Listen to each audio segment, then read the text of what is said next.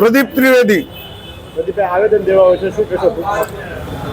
TP scheme મંજૂર કરવાની કાર્યવાહી ઝડપી બનાવવા માટે DILR કચેરી તરફથી એમનો જે રોલ છે, એમની જે ભૂમિકા છે એ ઝડપી બનાવવા માટે અમે રજૂઆત કરવા આવ્યા છીએ. આ અંગે સરકારશ્રીમાં પણ અગાઉ ઘણીવાર રજૂઆત થઈ ચૂકી છે. ટાઉન પ્લાનિંગ વિભાગ તરફથી વારંવાર દરેક ટીપી સ્કીમોમાં નિર્ધારિત સમય મર્યાદા કરતાં બમણો, 3 ગણો, 5 ગણો સમય લેવામાં આવે છે. સ્કીમો ઝડપથી મંજૂર થતી નથી, એના કારણે વિકાસની પ્રક્રિયા અટકે છે. અને મહત્વનું કારણ એમાં DILR કચેરી તરફથી નિમતાણું ન મળવાનું હોય છે.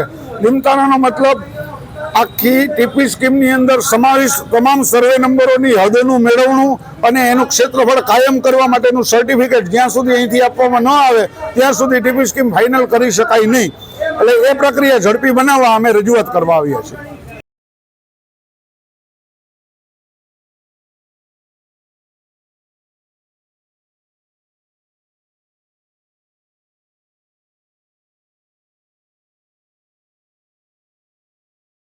પોલીસ સ્ટેશનમાં જમા થતા વાહનોના મુદ્દામાલ તેમજ દેશી દારૂ અને વિદેશી દારૂના મુદ્દામાલનો નાશ કરવાની કાર્યવાહી વખતો વખત કરવામાં આવતી હોય છે.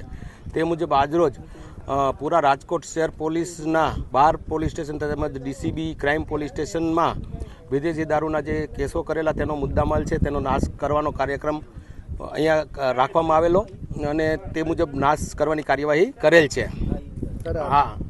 આ વિસ્તાર કુવાડવા પોલીસની સોખડા ગામની સીમમાં આવેલો છે અને અહીં આગળ ઝોન 1ના 274 કેસોના 45,000 બોટલોના 1 કરોડ 16 લાખ જેટલો વિદેશી મુદ્દામાલ, ઝોન 2નો 261 કેસોનો 12,320 બોટલોનો 37 લાખનો મુદ્દામાલ, ક્રાઇમનો 80 કેસોનો 29,000 બોટલોનો 1 કરોડ 14 લાખ રૂપિયાની કિંમતનો મુદ્દામાલ, એમ કુલ મળી 615 કેસોનો 88,000 બોટલો અને 2 કરોડ 68 લાખ 38,000નો મુદ્દામાલનો નાશ કરેલ છે.